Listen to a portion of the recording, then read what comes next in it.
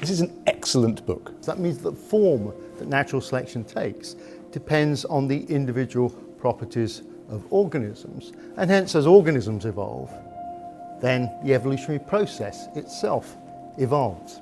And developmental processes is the key to understanding Developmental this. process is the key because that is what generates all that variation that's required for evolution.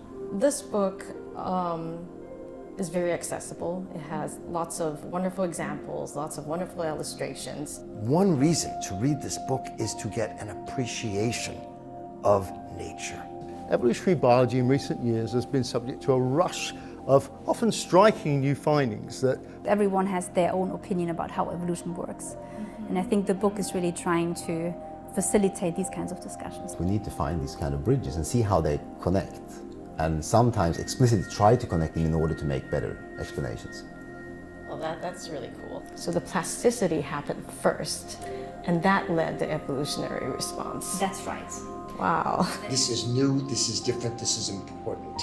If you start to ask what other forces are acting, then the principles and theory of evolution start to change.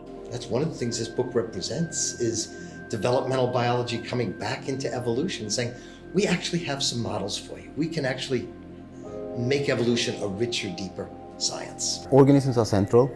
A big part of the book is the realization of the importance of epigenetic transmission. When you bring development into evolutionary biology, you radically change its character. Asking questions about how this perspective then affects certain fundamental aspects of evolution, such as innovation, evolvability, human evolution.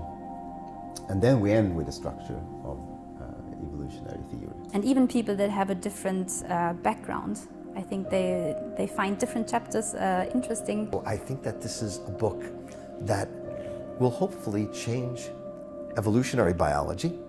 I hope it changes people's perceptions of evolution and, for that matter, nature.